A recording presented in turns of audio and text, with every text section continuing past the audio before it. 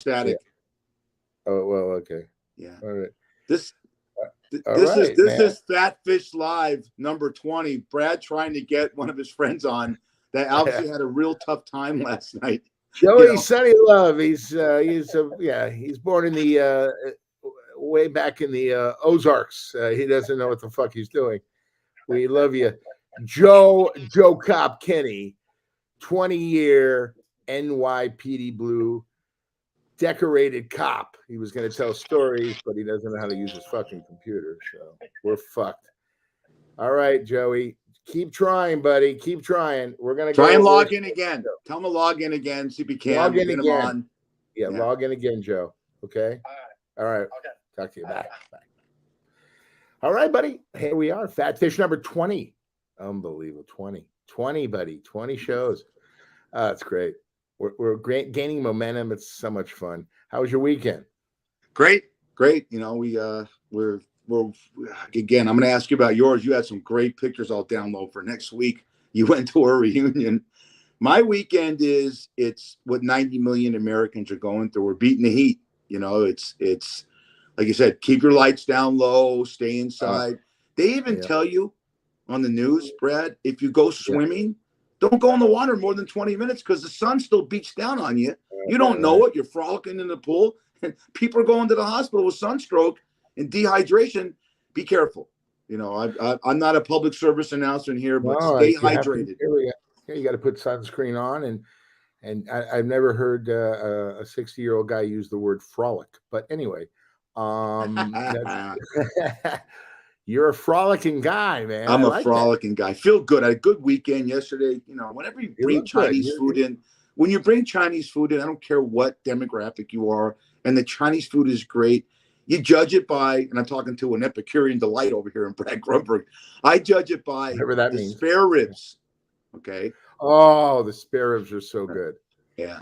Why do the Jews go to Chinese restaurants on Sunday? I've always it's not Jews. What are you talking about? It was everyone. You saw the Seinfeld. How many African Americans and Hispanics I saw? I'm not talking about Jews. I'm not talking about love. I had it taken in. I don't like everybody, but I'm asking you. You're a Jew. I'm a Jew. Why on Sunday you put the family in the car and you go to your favorite Chinese restaurant? I didn't. Mom Woo's or wherever the fuck you go. Where do you go? Where do you? Well, I'll give a plug here, but we have it delivered to the house, and it's called China Go Go. And I've never the mushu got everything, the mugu gai pan, the spare ribs, the honey walnut chicken. Watch, Brad's gonna start sweating here. The honey walnut chicken. Look at the kung pao shrimp and the kung pao steak. Oh my god, the chow mein. They make the best chicken wings. I'm going to give you a plug. I'll give you a plug. This is my restaurant that I work in called Shucks Tavern. You'll be there in a couple of weeks, right? We are a seafood restaurant. We have over 90 things on the menu. You wouldn't believe the accolades we get over the chicken wings, the nachos, the Philly cheese sandwiches, the hamburgers, the Shucks burger. We have what's called, I'm going to put Brad Grunberg on tape. We have what's called the Mother Shucker. Okay. And it's the biggest burger I've ever seen. It is like that. I don't think a hooker can get wait a minute. Before you talk about the burger, I think our guest is there. Look backstage. Check him out. Let's get him in. Let's get him in, baby. That's what she said. Hey! Hey, what's up, guys? Can you hear us now? Barely, yeah, but it's better than it was. Oh my God, there he is, ladies and gentlemen, Joe Kenny. They call him Joe Cop. What's up? This guy is a real character, ladies and gentlemen, and I'm so happy to have him on the show. Thanks for being on the show, Joe. Thanks, Brad. Hello. Fish. This is Joe Cop. Joe, thank you. I always say this to everyone. Thank you for your service. And I love it when Metro officers who eat for half price in uniform at my restaurant that I work in, Shucks Tavern. I had one guy say to me, "You're worth it. You did it because we're worth it." Correct? Yes. Thank you. You're welcome. Have you got a lot of free meals in your 20 years as a decorated cop? Are we off the record? Yeah, of course. This is all off. No one listens to this show. I got some free meals. It's called On the Arm.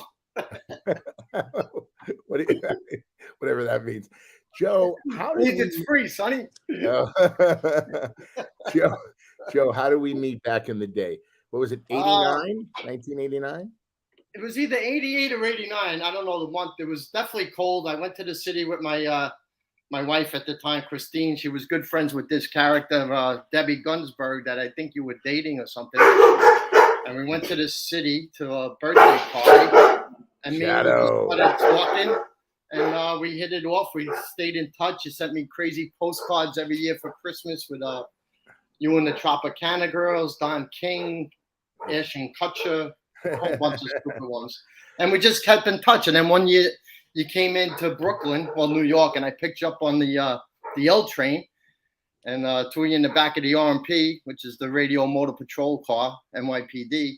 And we gave you a little tour of the section of Brownsville, New York, East New York. And after my shift, we went to where your parents grew up, you said, in Queens. I took you to see their house. Right. And then we came here, and I live in Nassau, but the next town over is Queens, Far Rockaway, and I showed you the beach, Far Rockaway, and Rockaway Beach, and then came home, had dinner, and then I think I took you back to the city. You were staying at a hotel. You were filming that movie with James Wood and Michael J. Fox. I don't remember the name of the movie. Oh yeah, no, I wasn't in that movie. I was in. I think it was a Sandler film, wasn't it? Maybe. No, it was James Wood and Michael J. Fox was shadowing him to be a police officer or something. Right, and right. Yeah, that was part. That was had a a great little movie, part yeah. thing and different things, and we just kept in touch. Yeah, that's his version, Fish. Now, let me tell you, hey, Joe Cop, I know the real story. You were on patrol, and you got a call, and you raided a midget hooker establishment, and Brad was running the whole joint. Here I am. And then, Can I help Brad said to you, so you didn't book the guy, you didn't take him down to the station. Brad said to you, whatever Chinese food restaurant you want to eat in the city, I have comps. And your partner said, great, we're in. Sure. So my version is I walk in this party. My friend, my ZBT University of Arizona brother, Jerry Sachs, invited me to New York.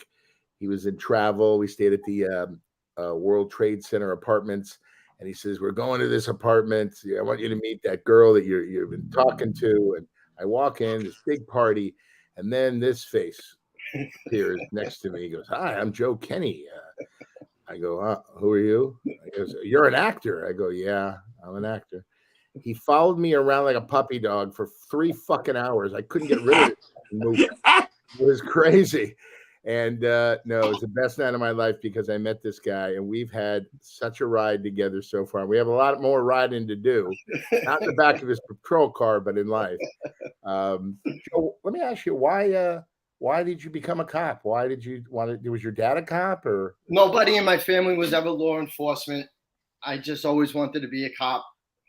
Growing up, I used to watch McCloud. I loved McCloud, Columbo, Mannix, Adam 12, The Rookies. Wow. And then, when I started to drive, I used to get pulled over a lot.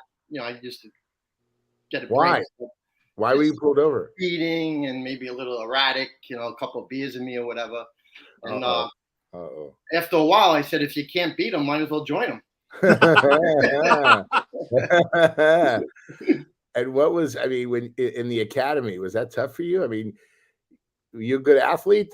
Climb the rope? Well, actually, I always wanted to play baseball. A couple of friends from my high school actually made pro, and they always say at reunions I was just as good, if not better than them. Once the Mets traded Tom Seaver for Dougie Flynn, I said, I'm not playing second base for the Mets. So I got to come up with a plan B now. And I figured, like I said, a friend of mine was a cop right out of high school.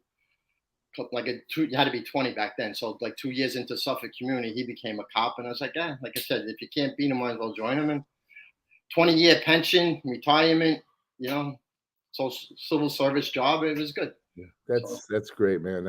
I tell you, it's really tough to be a cop, and you did it for 20 years, and you're decorated. And how did you know that 20 was going to be it? Why 20? Well, it's 20-year retirement.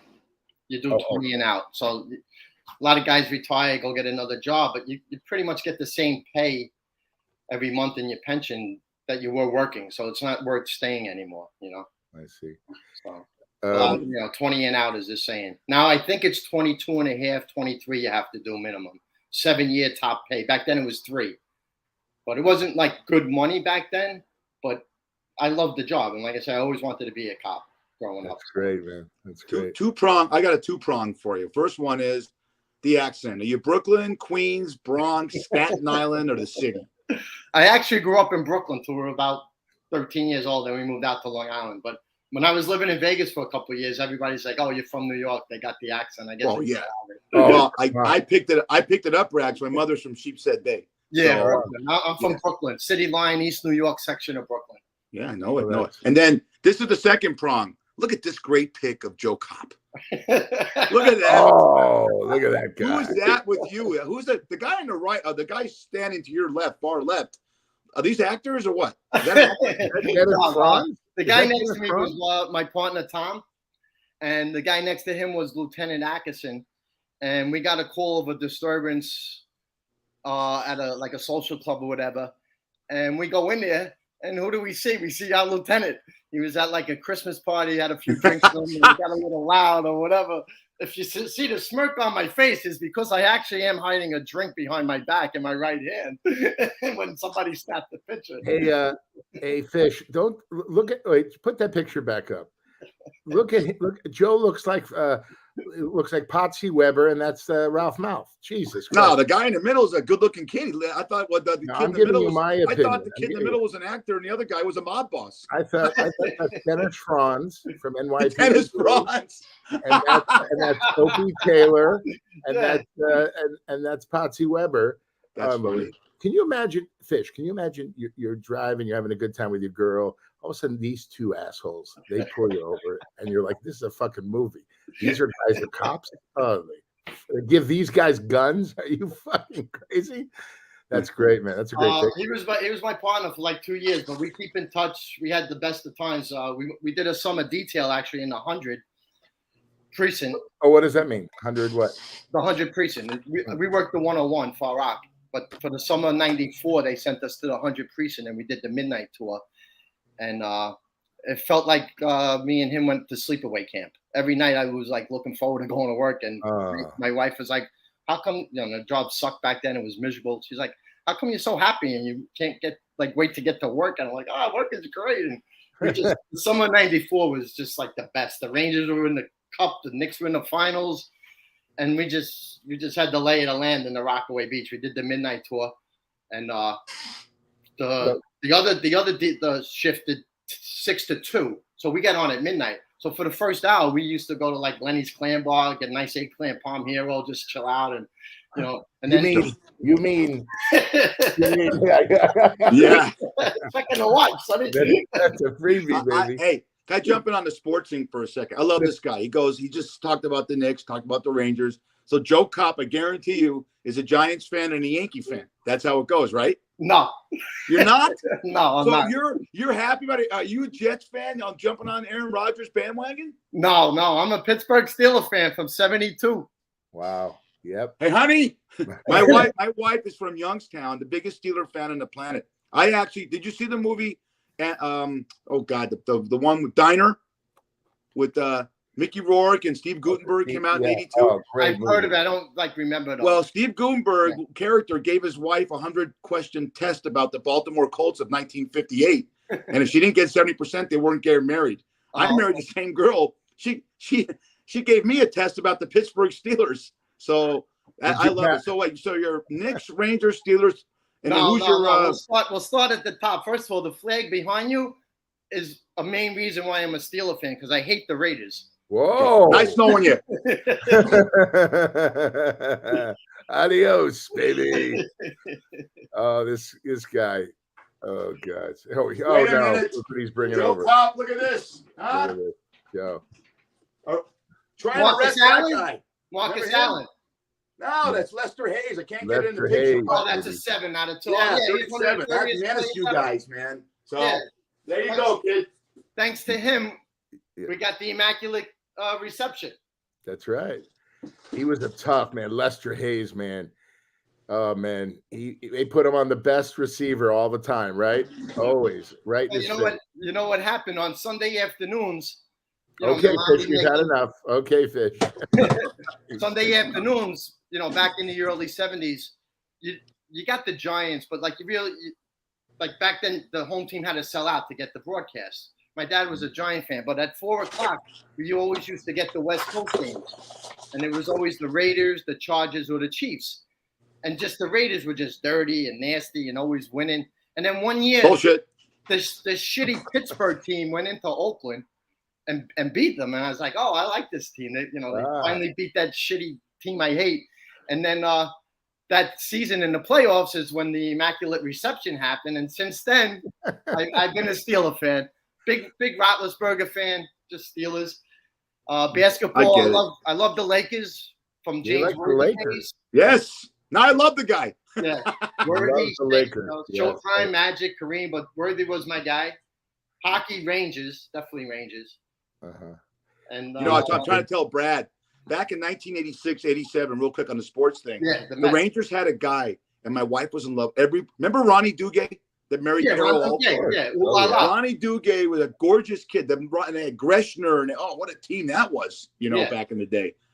Yeah. Brad, you got to go. I mean, we go to New York, maybe Frankie Oli can get us a job or something, do something with Johnny Cocktails. You got to go to a Ranger game in the Garden. I've been to tons of hockey games here. In LA, I grew up in Los Angeles, but Joe Kopp knows. You go to a game in the Garden, it's unreal. Yeah.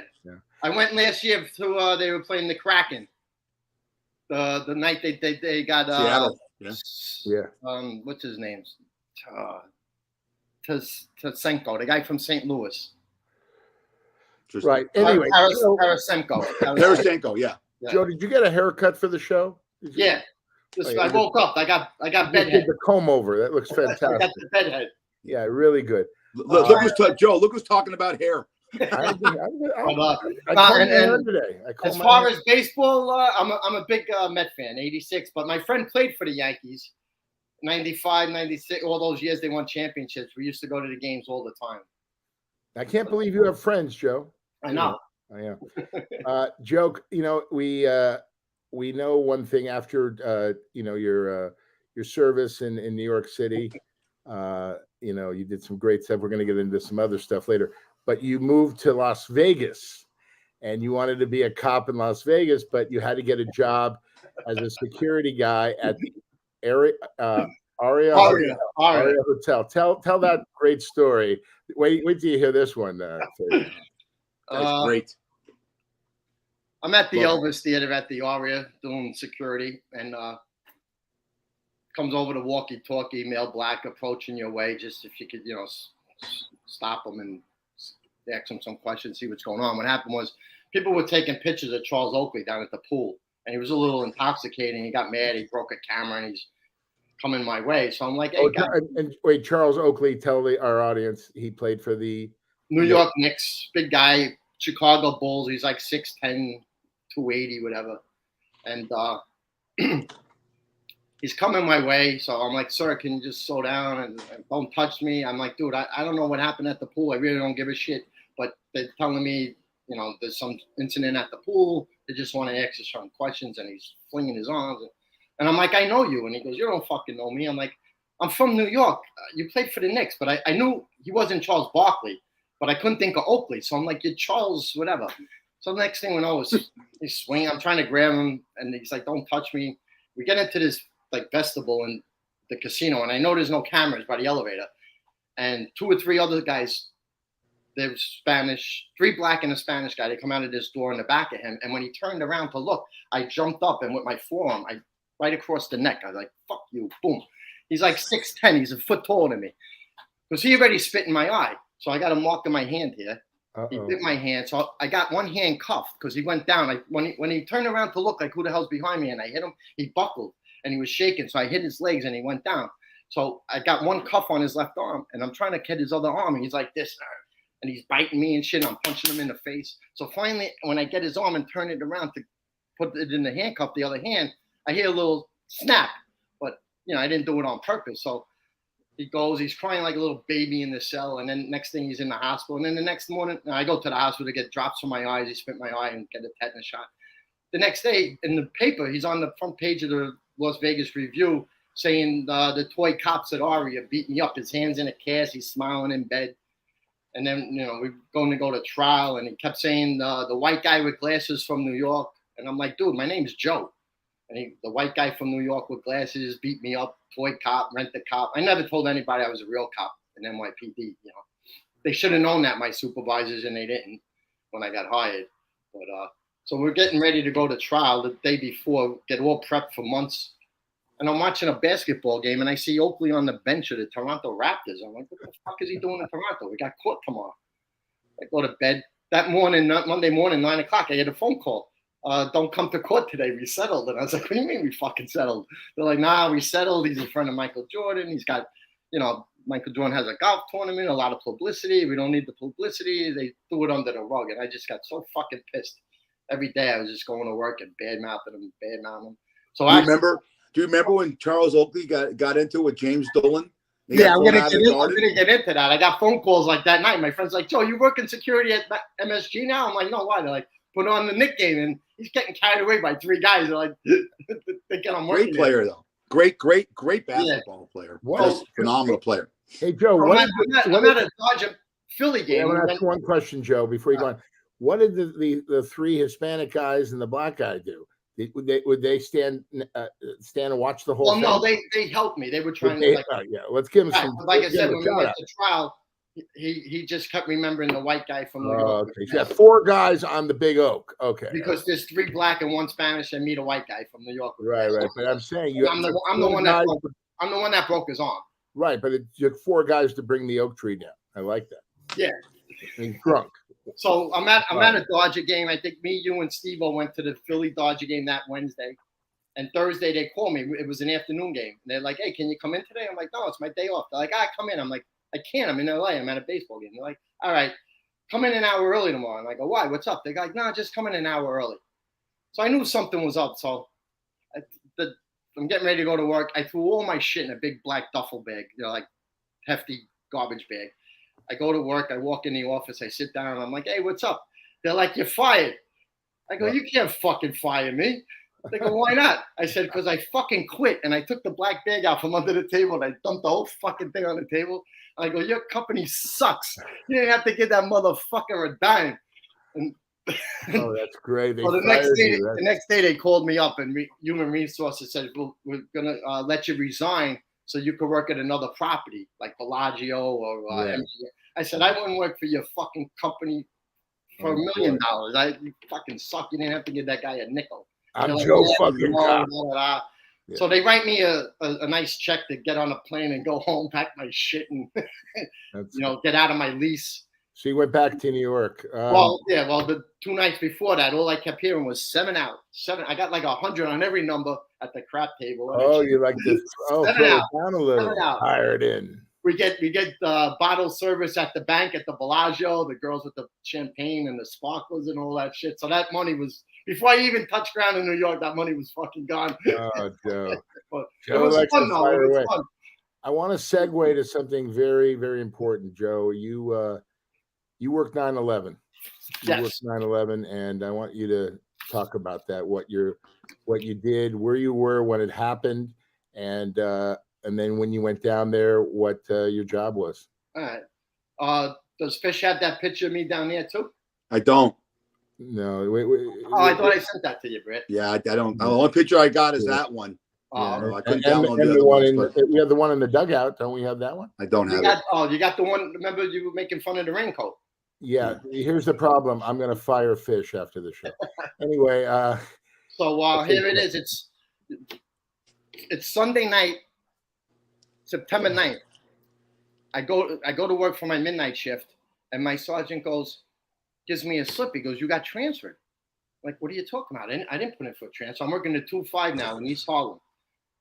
He goes, there's a I go, Sarge, stop fucking around. I didn't put in for a transfer. He goes, Joe, you got transferred. So he goes, go home, call them tomorrow, that command, Queen Central booking, and see what shift squad they're gonna put you in. And from there, I'm like, oh shit. So I go home. So that Monday I call up, and they're like, since you work midnights, squad 2, we're putting you in squad 3. So you have the next 2 days off. Just come in Wednesday night for Thursday, and then we'll take it from there. So I'm like, all right. So Tuesday morning, like 8:30. Back then they used to have for pre-K or kindergarten, the teacher would come to your house. just to see the living and the situation for the kids and this and that. So Ryan's teacher was doing a home visit. This is your child. Yeah, tell Yeah, everybody. right. I got 4 kids that I know of. And then, like my mom calls and says, like right now we got the TV, radio, everything's off because the teacher's at the house, going to the house, seeing his room and make sure he's got a nice bed and the living room. And my mom calls and said, oh, there was a plane crash. A plane hit the building. So I'm like, well, the lady's here right now. When she leaves in a little bit, I'll turn on the news. So like half hour later, she leaves. And then I see the news that the planes hit the building. And so I was like, oh, shit. So I'm watching it for a while. And then I go to Inwood Park, like 5 minutes from my house. And I saw the South Tower go down in 10 seconds. And I started getting really emotional because when I was 12 years old, like every third week, we would go up to Yonkers and we'd be on the West Side Highway and we'd come out from Bay Ridge through the Battery Tunnel. And I was always in the back seat. And further up, we got on the West Side, highway up to, the West Side of Manhattan and then Yonkers, the Bronx.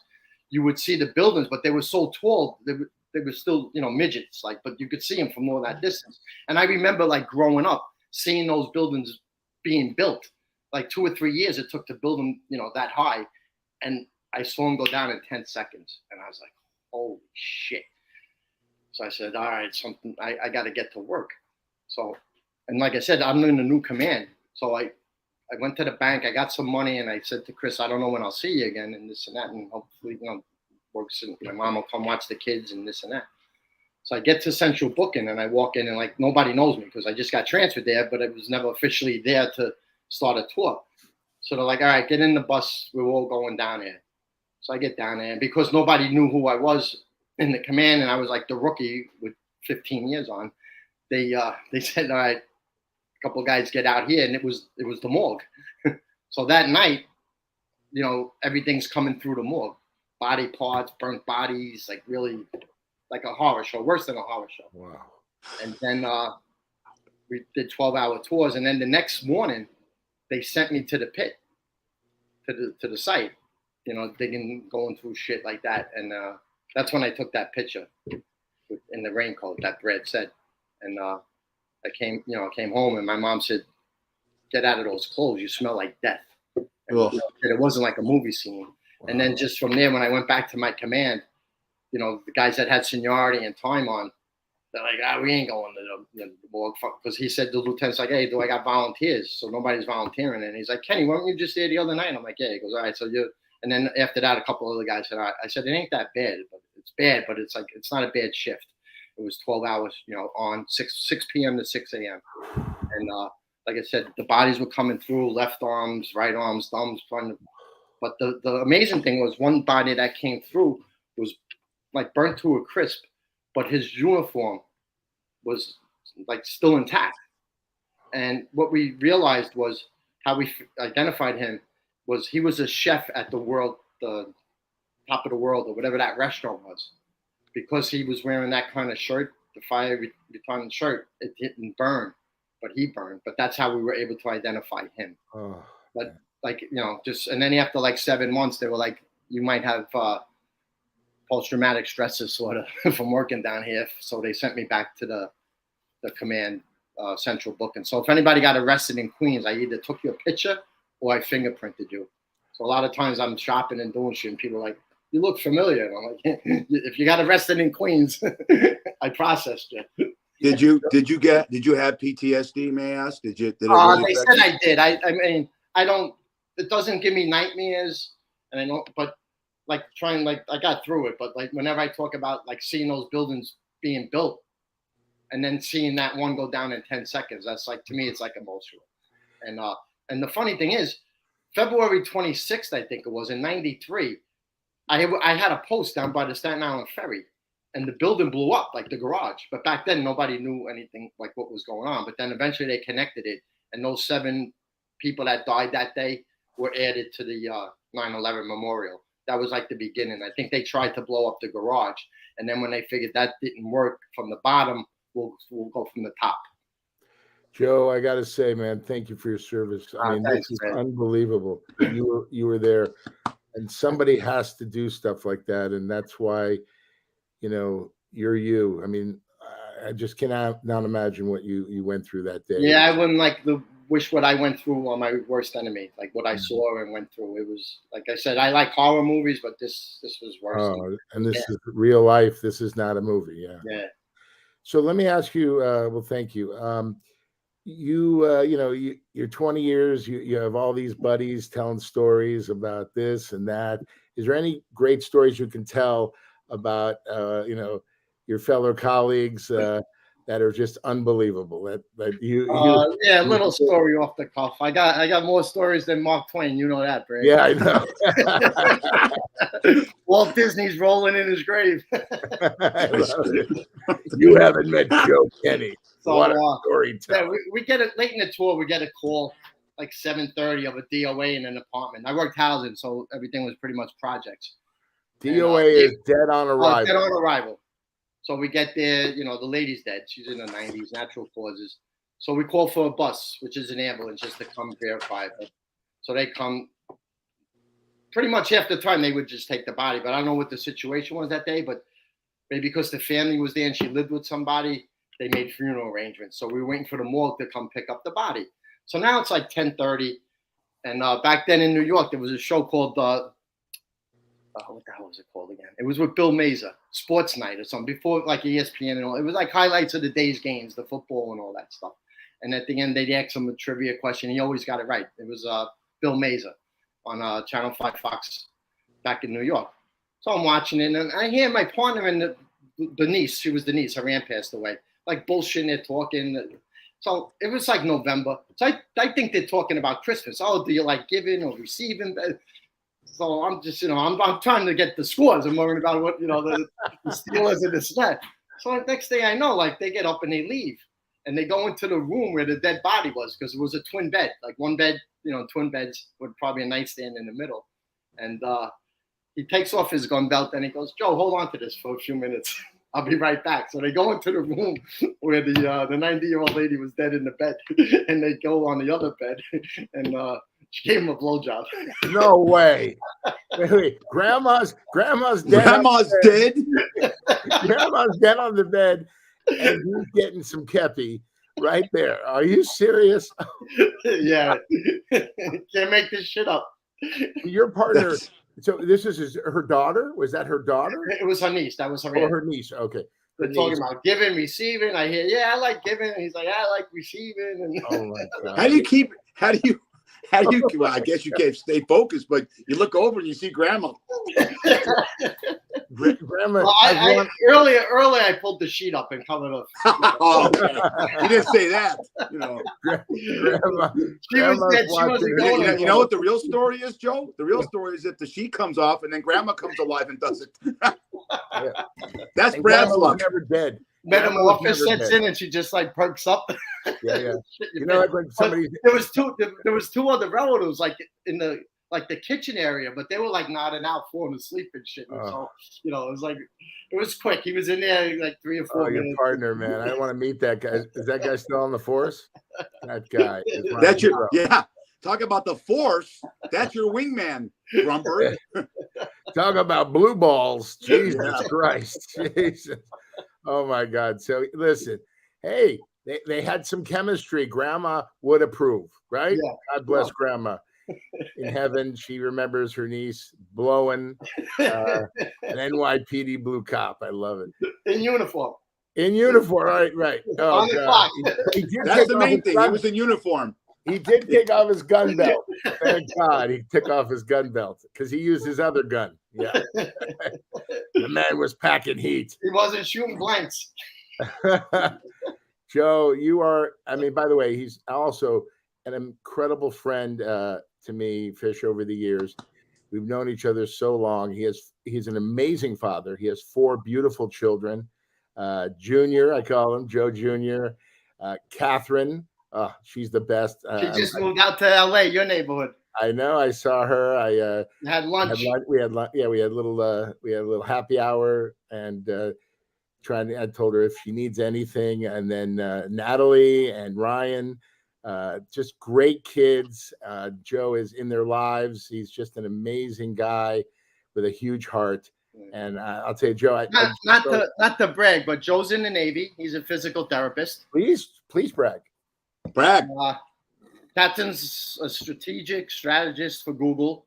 Wow. Doing very That's well. huge. Catherine.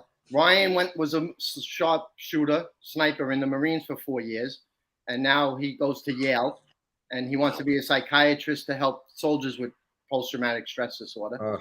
Wow. And Natalie goes to for her graduate degree at Toro College in Brooklyn for her master's in audiology and speech therapy. She works with the young kids that have a speech impediment and stuff like that. All these kids are gorgeous. I know that. Thank God for his goes to Stony Brook to be a dentist. So we got a dentist in the family now. Who's in? Oh, who's going to? Natalie's boyfriend, Stanley. Oh, Stanley, great. He's going to clean those piano keys for free. Jesus Christ. Joe, this has been unbelievable. I really appreciate it. By the way, Catherine and I had a great time. You never know. I might be your son-in-law one day. All right, Sonny. Yeah. Oh, great. I know, great. I will finish with this. I would love to have this man on once a month and do a segment called Chop Cop, because the guy is so great. I just see the comments I'm getting on my phone, the text. This guy's a natural comedian. I will end it with this, because we have a natural rivalry. You see my flag. Yeah. You are the black and gold of the Pittsburgh Steelers. That's your blood. I will tell you this. There's a natural sense of appreciation between the two teams, and a lot of respect. Because when I became a Raider fan, my dad, when I was younger, says, "Look at this guy on the sideline. He's got a quarters in one hand and smoking a cigarette." It was Kenny Stabler. And I hear Steeler fan Franco Harris said Stabler could have played on our team, and I promise you, half your team could have been Raiders. Yeah. Are you kidding me? Mel Blount, Rocky Blyer, Bradshaw, you guys were tough too, so don't kid yourself. But I'm like the Raiders from the early 70s, LaMonica, Blanda, Bolitnikov era. Great people. And they still, LaMonica God rest his soul, just passed away a couple years ago. Bolitnikov is always he's right now at the facility working with, the training camp started. Right. And we're excited about that. Hey, you're one of the best guests we've had on this show. Oh, he's great. By the way, Fish, I'm gonna tell you something. Joe, you're are you a single guy? You have a girlfriend? Are you single, ready to mingle? I mean, I'm single. Yes, I'm divorced. I was married 23 years. Really? Because you're a good catch, Joe. Brad knows I always just want to play a bad guy. Oh yeah. Oh. If one of my projects goes, he's gonna. Play a bad you guy. Should come back to Vegas. I got a couple of green door places you can go to with the handcuffs and the leather. We're bringing Brad here in August for Tony Orlando. He's going to see Tony Orlando with all the Altacockers, and then he's going to go to the green door afterwards and look like he's one of the guys in the WWE with all the leather. Come join us, Joe. One of the rooms at the Mirage is still a crime scene, right, Brad? Oh, God, yes. They closed that room off about 30 years ago. No one's allowed in it. God bless you, Joe. Thank you so much. Good health, happiness, and good meeting you, Fish. Oh, pleasure. You're. If every guest we had was as vivacious and gregarious and fun as you, then he could fire me. How about a nice hand for Joe? I'm glad I got this shit running up and running. Thank you, Joe. Have a great day. I will talk to you soon. And again, you're a very special guy, buddy, and I'm glad you're in my life. Thanks again. Love you, Brad. Take care, Fish. All right. And before you go, if you're ever in Vegas, look me up. Hook me up. We'll hook up. Yeah. I'm coming out in October. And we'll hook up. All drinks. My wife will cook for you. And my wife will cook for you. And we'll try and find a lady while we're in the other. We'll find a dead grandma. Tavern, and you go to Chuck's Tavern, Graveyard. Fish is there. Right. Everything is on the house. You told him I like to dock me, right? Yeah. Well, you're gonna have seafood. Yeah. Don't worry. We'll take care of that. You like seafood? Yeah, I love seafood. Well, we have a lot, so it's all good. Thank you, Joe. We'll see you soon. Right, thanks. Bye-bye. All right, bye. Thank you. All right. You got it, buddy. Nice shirt. Anyway. Wow. Is that guy great? How great is he? Oh man. Oh, phenomenal. I mean, like I said, when you have a guest like that, you can keep. I would have kept him on and not even have us bullshit because he is. Look, you told me. You bring out a character. PJ Marks was great, but when he showed his ass crack and there was hairs and piece of toilet paper hanging out, that ended it right there.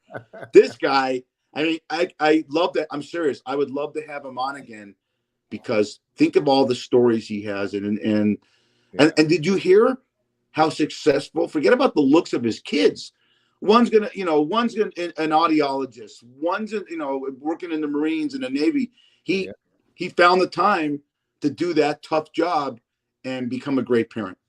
Oh, amazing. And to this day, he's in all their lives. And he's just, they don't make him like that anymore. He really is a special guy. So what about you? We talked before Joe came on. I talked about the heat and this and that. And so Brad, I'll have pictures of that. Brad went to a reunion in Long Beach. Long Beach is about a good 35, 40-minute drive with no traffic, from where Brad lives in Beverly Hills. It's a picture of Brad, and he's in the middle. And whenever you see a picture of Brad, Brad's always doing this. He's pointing the other person. He's in the middle, and these guys got their arm around him. They look like mob bosses, and Brad looks like their accountant. Like the guy that was in the movie The Untouchables, that was the accountant, It was a great picture. Talk about the reunion, and I have some memes for you. I played basketball with these two guys in junior high, Emerson Junior High School, and then we went on to University High School. They were 1 year ahead of me, and so there was varsity, JV, B team, and then the C team. So I started on the B team, and then they were JV, and then I moved up to JV. They went into varsity. Two of the most stand-up guys in the world. They're smart as hell. I mean, these guys were straight A's through junior high and high school, and they're you know what they are? They're sweet nerds who are great athletes, but handsome guys, great, and they're still friends today. They were best friends like in 5th grade. And this was Doug Carasso, the big guy on the right of me.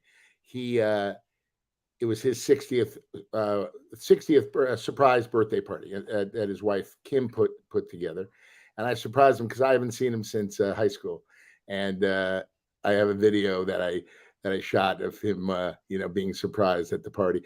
Great times. We just picked up where we left off, talked about sports, the teachers. We loved our PE teachers. That was the big thing, They were all real characters, and it was really it was such a great time. It went by so fast. Right. Good. Well, if you follow Brad on Instagram or anything, TikTok, Facebook, he's out there, man. This guy is a social media. Yeah. He's always at a party and he's always pointing something. This Brad Malibu. Brad's like, you remember when you were younger, you said, how the fuck is Michael Caine in every movie? The actor Michael Caine. Brad's in every picture. I'm in a bar the other morning and Brad's in the background. I mean, it's crazy. Check out this. So let's go to business. Before you go on, I want to publicly say happy 60th birthday to you, Big DC. We love you and keep being you, buddy. That's why I showed up to your party. 50 more. Really, DC, I don't know you, but I hope to meet you at 50 more birthdays. Big weekend at the box office. $155 million for the Barbie movie with Margot Robbie and Ryan Gosling, and Oppenheimer did over 100 million. So I got a meme to show how big Barbie is. We all know that Margot Robbie, how gorgeous she is, and the great scene in Wolf of Wall Street when we, talking about when Jonah Hill's jerking off when she's walking into the house from the outside. Well, this is the Vegas Barbie. Look at that. Oh, wow. The singer. That's what Brad's going to see in 2 weeks. Oh, man. That's funny. You like that? That's a real good one. I like that. Yeah. Okay, Brad, I want you to read this because this pertains to you. Speaking about, read that. My doctor told me I had to stop masturbating. I asked why. He said, so I can examine you. Oh, that's cool. I'll read the next one. We're gonna get some. I didn't win the Mega Millions. Let me go see what the mesothelioma lawsuit is all talking about. Oh, that's terrible. How many times have you watch these commercials about this? How about when you watch a commercial like that and it says, if you worked and you have asbestos or mesothelioma, well, I can't even say it. And then it says even in the talking about it, the voiceover says, and you died from it, you're entitled to a lawsuit. Right. Well, how the fuck can you collect money if you died from it? Yeah. Yeah. Crazy. No, A lot of stuff like very that. sad.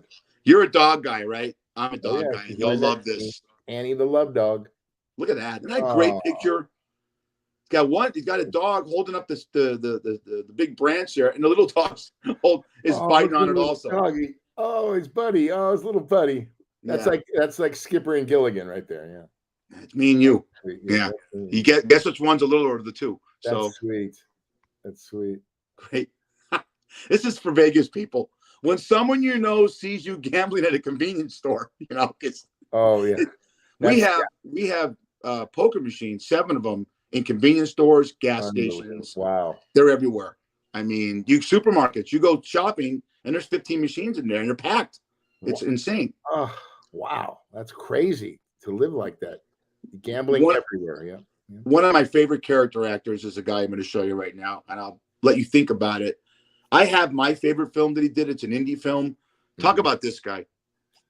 What's the movie that comes to mind when you see Christopher Walken? Scary. Just plain scary. The guy is a great actor. He still's got his hair, which is great. But man, this guy can act. He really, he's been in such great films. And I hear he's a pretty good guy. I have a buddy that knows him, and he says, "Yeah, got to start in Deer Hunter, which got him an Academy Award nomination back in 1976." Yeah. But you've seen him in so many other movies. He just did the one with Pacino, with their stand-up guys who came out. He's got to be in his late 70s, and he's crazy. I'll do an imitation of the guy that I heard. Please don't. Okay, I won't. Okay. But he was in a movie years ago, about 10 years ago, called Suicide Kings. Oh, do you remember that movie? Great movie. Yes. Oh, with Johnny Galecki and Elliot, the guy that played E.T., the kid, now Henry Thomas. Yeah. And he played a mob boss. And the guy who steals the movie is Dennis Leary. He is so good and compelling in this, but you hear he's nuts. You hear that when you meet the guy, he's always got a famous line. Kevin Pollak said that we were working together, and the director comes out and says, "I want to introduce you to Chris." And, he always wears an ascot. He's dressed nice. Walken walks up to him and extends his hand and says, "Frankenstein was never scared of marsupials," and walks away. Who uses the word marsupial, which is a kangaroo, in real life? And then Kevin Pollak goes, "What the fuck? This guy's nuts." But have you ever, where I'm segueing, have you ever worked with an actor, and you can mention names and not, that was just, when the camera came on, they were phenomenal. But when the camera was off, they were batshit crazy, and you didn't know, they were a loose cannon and there was no filter. David Caruso on NYPD Blue was absolutely a nut. He was just so selfish. And really, in a bad way. A real prick. And I, in the pilot that I did at 20th Century Fox, I was a waiter in the commissary. They found me in the commissary and they said, David Milch and Stephen Bochco says, "We got a part for you in the NYPD Blue pilot." I go, "Oh, okay. All right. When you get off work, come on down and we'll get you set up." And the next day I did it. And I was the bartender in the pilot where Dennis Franz is at the bar, getting all sauced up. And then Caruso is talking to him and saying, "Come on, man, you got to get off the sauce, man. It's going to kill you. And you're my partner," and all this stuff. Well, Caruso had 2 pages of dialogue. Okay. I had like a couple lines as the bartender, like Dennis Franz saying, "Hey, all right, man, Mac, give me another shot," that kind of thing. But Caruso was the main player there in this scene. Well, he just couldn't get his lines. He had 2 pages. And after like the 3rd or 4th take, he picks up a stool and he throws it against the back wall. Amy Brenneman from Judging Amy. Sweet, great actress. She is sitting in this booth. It misses her head by this much. Okay. The whole set goes quiet. Greg Hoblet, one of the great directors of the time and any time, comes out and goes, "What are you doing? David, you almost hit Amy Brenneman's head." And he's like, "Listen, I can't get this." He goes, "We got cutaways. I got to get a cutaway to Dennis reacting to what you're saying and this and that." He goes, and then here's the great line. "I'm a Shakespearean actor. I got to get my lines." Buddy, it's a fucking TV show. You almost killed somebody. Shut the fuck up. Let's get this. We'll cut it up and we'll get it. We finally got it. It took all day. one of my first gigs I ever had, and I was scared shitless. But Dennis Franz looked at me when it happened, and he goes, "You stay in character.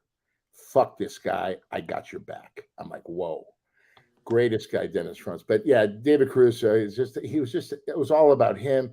And he was a great actor. But here's the thing: the bottom line, Fish, it's like acting is a privilege. You know, you don't do what he did. It's a family, it's a team.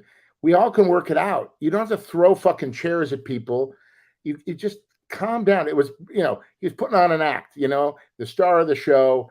And I'm telling you, and then that season, I think people know, he decided that he was a movie star. His agents and managers said he was a movie star. So he left at the last, they did I think they did 22 episodes. The last episode in the precinct, he literally walks out of the precinct and in costume, he got in his car and drove away. Didn't say bye to anybody. I've heard horrible things about him. My mom worked in the business. Then he got Miami, CSI Miami.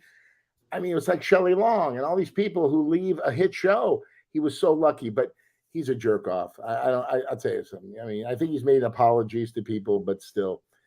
I go to they always say the people with the least amount of talent are just the biggest are the ones that are the biggest jerk offs. And I heard De Niro say with Pacino, they were on David Letterman one time, and they said, and they go, just be nice. You're so privileged to have this opportunity. I know SAG is on strike right now, but even when SAG is going and AFTRA is going and you're working, I think only 25% of your union works. Is that correct? Yeah. So it's a privilege. It's an honor. You're doing something. You're entertaining. Why be a jerk off? Why be an asshole? I totally agree with what you're saying. It's such a privilege and an honor to be an actor and to be a working actor. And a lot of my colleagues, they don't work, but they're out there striking, and it's something we have to do. We go the distance, like I say. These monsters, these greedy slobs who run these studios and these networks and stuff, they don't understand. It's not the Matt Damons and Ben Afflecks and all those guys who are great and they make a lot of money. It's rank and file like me. It's us they're fighting for, that we're fighting for. And I'm telling you, this is going to last a while because these guys, we have deep pockets. We don't care. We got shows in the can. Well, you know what, buddy? Karma's real. Like Ron Perlman, my hero, said on a post, karma is real. And I don't, like I said before, I don't wish anything bad health-wise or I just know one thing. What you put out in life comes back to you. And these guys never came to the table with a fair offer for the actors and the writers. If it's not for the writers and the word on the page and the performance of an actor, they got nothing. They got shit, Fish, right? Think about it. We talked about it on the last podcast. It's just trying to, here's the problem. It's trying to get sympathy from the public. And, 1% of, that actors make money when they work. We know how this affects everybody. But when the public sees content, when they're watching Netflix and Amazon, and more people stream now than I believe than watch regular TV.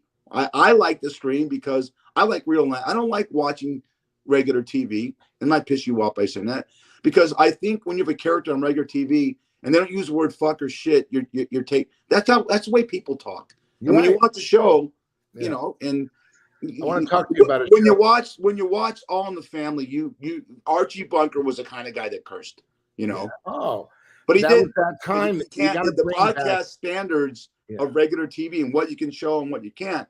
That being said, we got to bring back the way people live their life and they speak to each other. This PC has got to go, especially in comedies. But I was watching a show last night, and I got to talk to you about it. It's a show called The Prank Panel. Okay, Johnny Knoxville. I swear to God, it's like Candid Camera, totally hidden video. Love that. It was one of the worst shows I have ever seen in my life. I mean, I can't believe Johnny Knoxville accepts a check for this show. He's terrible. The panel's terrible. The people they bring in to set them up, they set up people to get back at them. That's what it is. They prank them in some situation. And it's so stupid. I mean, you and I could write for this show and come up with better bits.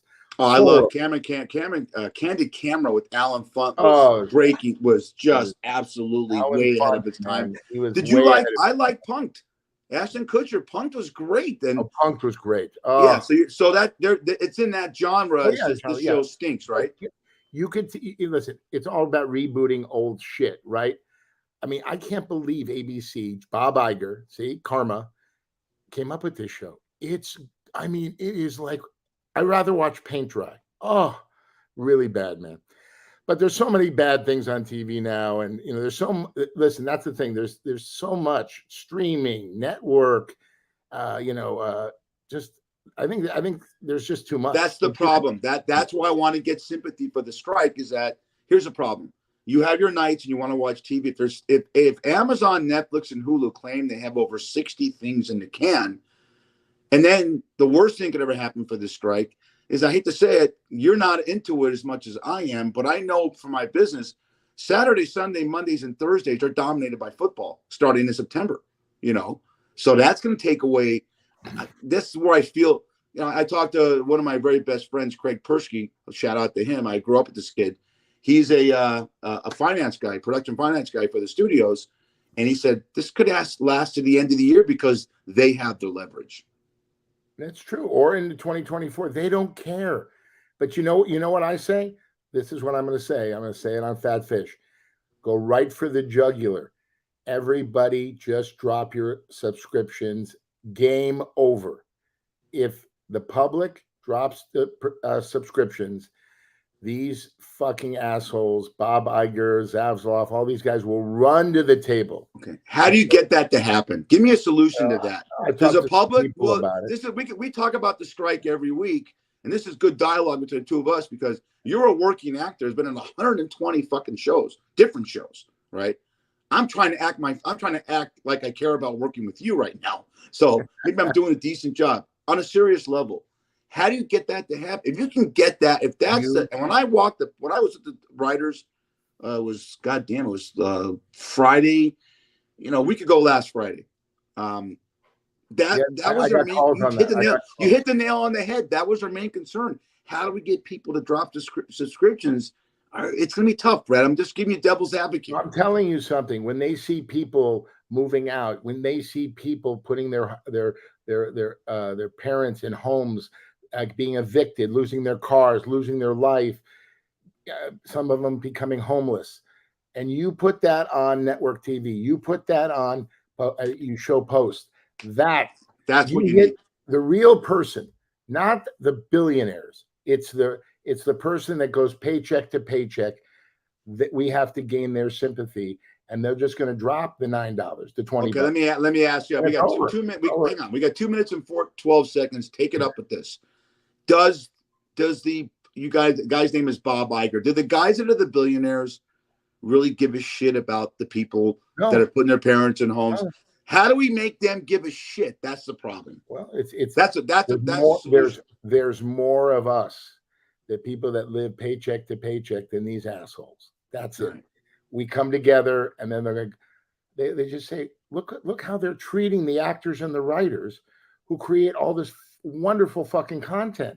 And look, you can't say that anymore, Discret, because I'm watching something on Hulu right now. It's called The Bear with Jeremy Allen White, and I'll say it again. I said it every week. When you entertain a person like me or anybody, my wife, and you watch the laughter of my wife in certain scenes and the crying, it's what you need. We need that as humans. We need you. We need that fat fucker right there. We need you to make us laugh because life is stressful. Life, what did Lennon say? Life gets in the way of your plans, and your escape is watching Brad fall through a roof on Curb Your Enthusiasm, and Larry David turn to him and say, "Take the rest of the week off." I don't think I laughed. If I was eating something, I'd be choking to death. I was laughing so hard. We need that. Yeah. So this is what they have to figure out. We need that. I need that. Too. We need the laugh. And I want to leave with this. Think about 30 seconds. If it wasn't for the actor and the writer, and the director, but they settled, creating this wonderful stuff to make you laugh, to make you cry, there would be no TV. There'd be no entertainment. Zasloff, fucking Iger, they don't write, they don't act. They do nothing. Okay. They We count only one. have 20 seconds to go, but I want to ask you something. I'm going to leave it this so we go back to it. Okay. AI really concerns me, and we'll talk about writing scripts through AI. And this is where the writers get fucked also. Let's leave this for next week. Get us out of here. All right. Number 20 in the books. Thank you, Joe Kopp. We love you. The stories are wonderful. God bless you. And you know what, Fish? 20's in the book. I'll see you next week on Fat Fish. Love you, buddy. Fat Love Fish, you. number 20, like you said. It's a lot of fun. A lot of fun. It's getting better and better. Yeah. I just wish you'd leave the show.